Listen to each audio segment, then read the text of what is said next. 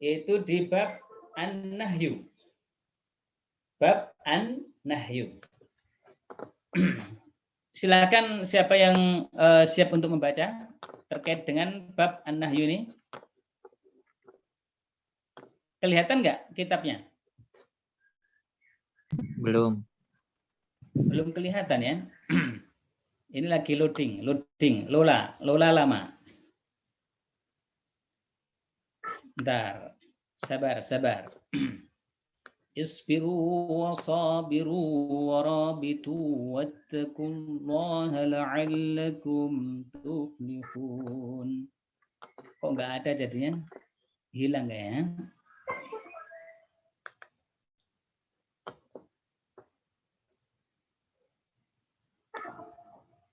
Udah kelihatan belum? Masih belum kelihatan juga ya? Yang kelihatan apa di situ? Loading. Loading lama. Baik, Ustadz, bacain ya. Jadi nggak usah pakai kitab dulu karena loading. Udah selesai. Apanya? Apa yang kelihatan di situ? File manager. Oh, folder. Kisi PTS. Tapi bukan PTS-nya kan?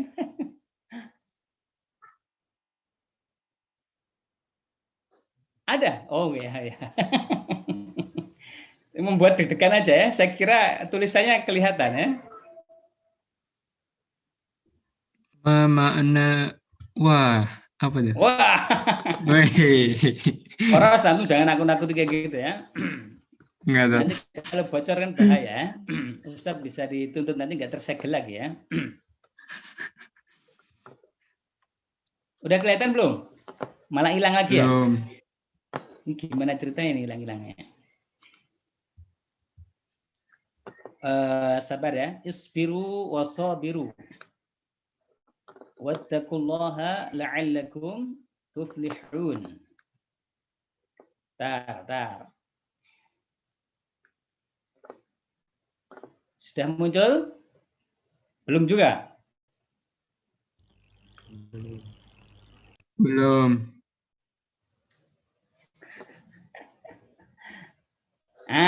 Udah muncul.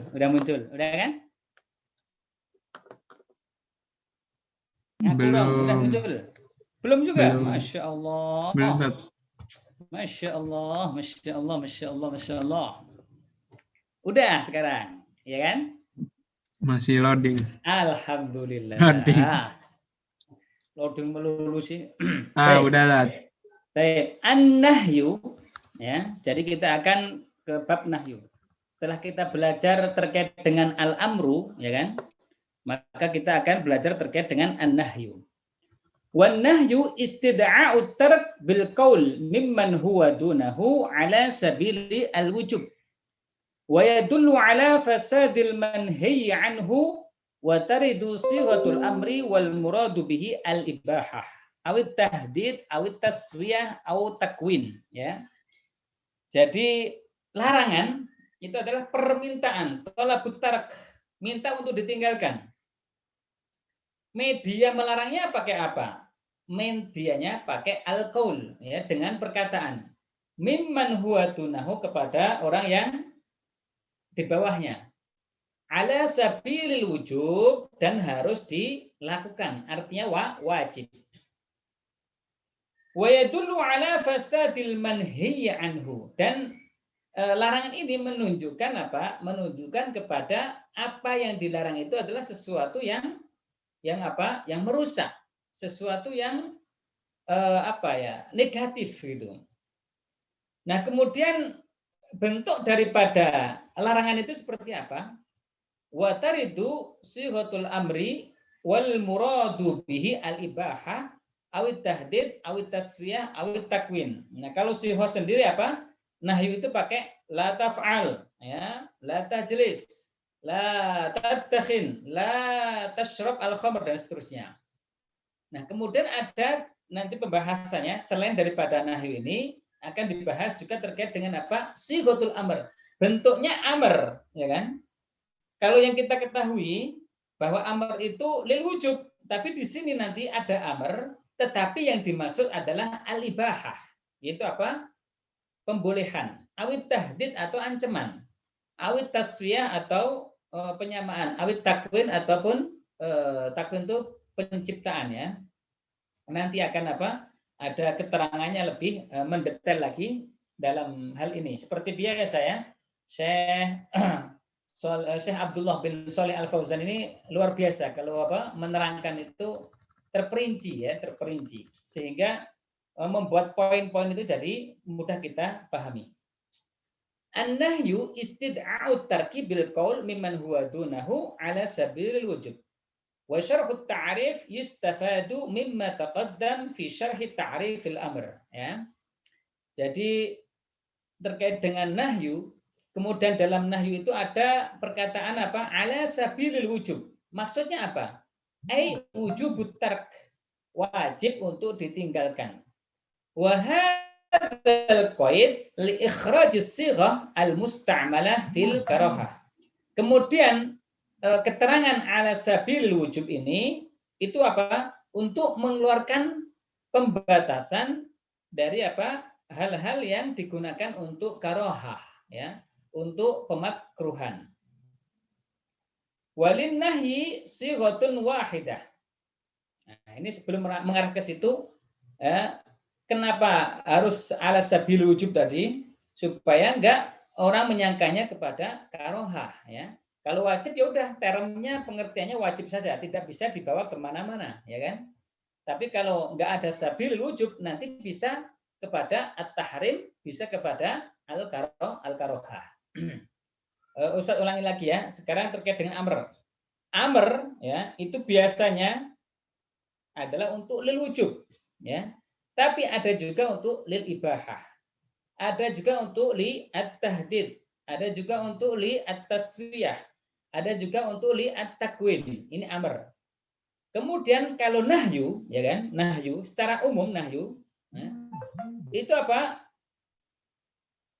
Mengandung sesuatu apa yang dilarang itu adalah haram atau larangan atau wujub putar, wajib untuk ditinggalkan.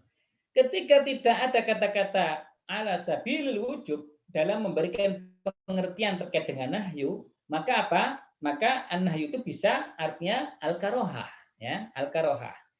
Jadi an-nahyu itu kepada al-haram sama al-karohah, ya. Ada dua hal item ini, tergantung nanti apa indikasi-indikasi ayat-ayat ataupun dalil-dalil yang lainnya. Tapi secara umum, kalau amr secara umum lil wajib, lil wujub, kalau an-nahyu secara umum lil nahyi, itu aja secara umum. Tapi nanti akan ada korinah-korinah yang membuat yang asalnya lil wujub menjadi at-tahdid, menjadi at-takwin, menjadi at-taswiyah, menjadi al-ibahah. Itu kalau ada qarain. Ada indikasi-indikasi yang menunjukkan ke arah situ. Kemudian asal daripada an-nahyu lil tahrim. Udah itu aja. Tetapi nanti kalau ada dalil yang lainnya yang menunjukkan bahwa dia bukan untuk tahrim, maka larinya adalah kepada al-karohah. Ya, semoga bisa dipahami. Kemudian sighah ataupun bentuk daripada larangan itu seperti apa sih? Walin nahi sighatun wahidah hiyal mudhari al-makrun bila an-nahiyah. Ya. Jadi bentuk daripada larangan itu mempunyai sebuah satu bentuk. Yaitu apa? Fi'il mudhari yang tertemani ya, yang terikuti bila an-nahiyah dengan adanya la nahiyah. Seperti apa? Perkataan la taqrabuz zina wa la taqrabu az-zina. Taqrabu fi'il mudhari, ya kan? Kemudian lamnya itu adalah lam nahiyah. Nah, ini bentuk daripada sighatu an-nahyi. La tajlis, la takum, la tashrab, dan seterusnya dan seterusnya. Itu adalah sighah satu-satunya yang dimiliki daripada an-nahyu. Wa qad istafadun nahyu bi ghairi hadhihi as-sighah, ya. Akan tetapi kadang kita akan mendapati sebuah larangan tanpa menggunakan bentuk kata-kata la taqrabu, la tajlis dan seterusnya. Nah, itu seperti apa? Wa dzalika mithlu al-jumal al-khabariyah allati waradat bilafzi tahrim. Yaitu ketika ada jumlah khabariyah, ada mubtada, ada khabar, ada fi'il dan seterusnya, yang kemudian di dalam jumlah itu terdapat kata-kata tahrim, hurrimat dan seterusnya. Sebagaimana firman Allah Subhanahu wa taala, hurrimat alaikum ummahatukum. Kalian diharamkan untuk Untuk menikahi ibu kamu, ya kan? Ini hurrimat, pakai kata-kata hurrimat. Itu pertama. Yang kedua, au nafyul hil, ya, dengan meniadakan kehalalan, ya, dalam sebuah jumlah itu. Contohnya adalah seperti firman Allah Subhanahu wa taala, ya ayyuhalladzina amanu la yahillu lakum an tarithun nisaa karha. Wahai orang-orang yang beriman, tidak halal bagi kalian untuk menjadikan perempuan sebagai warisan. Nah, itu dia bentuknya. Au lafdzunaha, atau ada kata-kata naha, larangan. Seperti kahadisi Abi Sa'id radhiyallahu anhu qala naha Rasulullah sallallahu alaihi wasallam an shaumi yaum al-fitr wa yaum an-nahar. Seperti kata-kata naha dalam sebuah kalimat, ya. Contohnya dalam hadis bahwa Rasulullah sallallahu alaihi wasallam melarang untuk puasa pada hari Idul Fitri dan pada hari An-Nahr, yaitu Idul Adha. Itu pakai kata-kata naha, itu ya. Jadi kesimpulannya Ustadz ulangi lagi. Asal daripada an-nahyu, sighahnya, bentuknya itu pakai kata-kata la, ya kan? Kemudian bersambung dengan fi'il mudhari, itu aja satu-satunya. Tetapi ada yang mempunyai faedah larangan juga, ya. Ketika itu sebuah jumlah khobariyah, mubtada, khobar, fi'il, fa'il sebagainya, kalau ada kata-kata hurrimat at-tahrim. Kemudian ada kata-kata la yahillu, tidak dihalalkan. Kemudian ada kata-kata naha, dilarang. Nah, itu bentuk-bentuk lain daripada an-nahyu, ya, selain daripada la yang berkaitan dengan fi'il mudhari. Qauluhu ala sabilil wujub, perkataan daripada musannif, ketika kita ngomong musannif berarti Syekh Abdul Ma'ali Al-Juwaini, ketika beliau memberikan pengertian ala sabilil wujub, i'lam anna sighatan nahyi, ketahuilah bahwa bentuk daripada larangan indal itlaq secara mutlak, wa tajarrud, dan ketika tidak ada bersambung dengan yang lainnya, tidak ada indikasi dengan yang lainnya, taqtadi amrain, itu akan menyebabkan dua hal, ya. Jadi nahyu, ya, ketika ada nahyu itu akan menyebabkan dua hal. Apa dua hal itu? Al-awwal, yang pertama, tahrimul manhi anhu, mengharamkan apa yang menjadi larangan itu.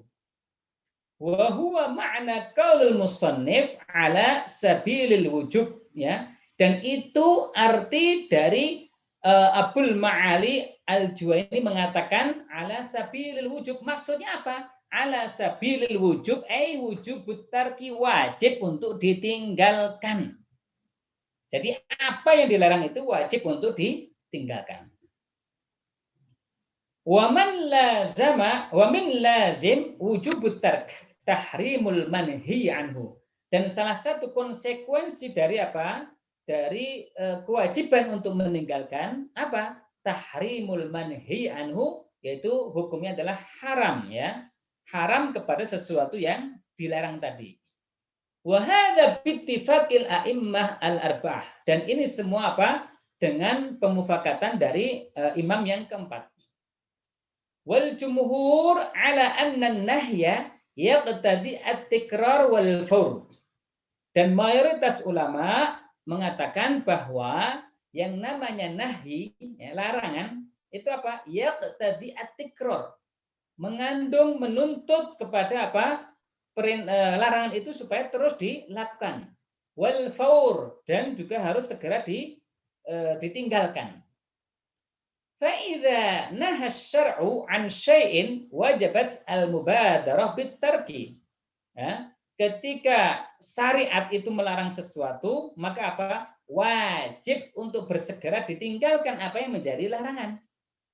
Wa an la yaf'al al-manhi anhu fi ayyi waqtin min al-awqat, dan tidak melakukan apa yang dilarang itu dari waktu ke waktu. Ya. Ketika ada larangan terkait dengan apa? Minum khamr, maka apa? Berlaku itu minum khamr. Mau dia waktunya subuh tetap dilarang, mau waktunya duhur tetap dilarang, mau waktunya asar tetap dilarang, maghrib tetap dilarang, dan seterusnya. Ya. Jadi kalau al-amr, ya kan? Perhatikan ya. Kalau amr terkait dengan apakah perintah itu terulang-ulang, ya kan? Itu ada perbedaan para ulama, ya kan? Para ulama ada yang mengatakan yufidu takrir, ada yang mengatakan la yufidu at-takrir. Tapi kalau an-nahyu itu mayoritas ulama mengatakan bahwa apa? Yufidu at-tikrar. Artinya apa? Artinya bahwa perintah itu dimanapun, ya kan? Kapanpun, maka apa? Terkait dengan waktu tersebut. Beda dengan al-amr, ya kan? Kalau amr dia apa?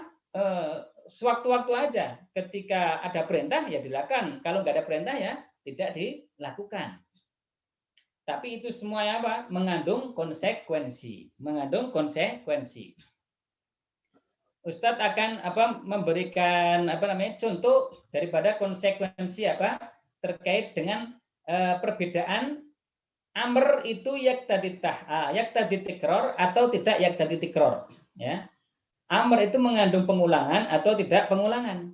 Yaitu apa? Terkait dengan perintah fatayammamu. Fatayammamu. Nah, di sini ada perintah. Kalau ada yang mengatakan yaktadi tikror, maka setiap sholat dia harus tayamum terus. Sholat subuh tayamum. Nanti sholat duhur tayamum lagi. Sholat asar tayamum lagi. Tapi kalau yang mengatakan layak tadi at-tikror, ya tidak mengandung tikror, ya sudah cukup, ya kan? Satu tayamum itu bisa untuk beberapa kewajiban. Itu konsekuensinya kalau dalam amr, ya kan? Nah, ini sekarang kita bahas terkait dengan nahyu. Kalau nahyu jumhur, ya, jumhurul ulama, mayoritas ulama mengatakan bahwa an-nahyu yaqtadi at-tikrar wal fawr, bahwa larangan itu mengandung kepada pengulangan. Dalam artian apa? Tidak bisa otomatis ketika ada larangan satu dia tidak bisa dilakukan, ya, tidak dilakukan. Sekali melarang, tidak bisa dia dilakukan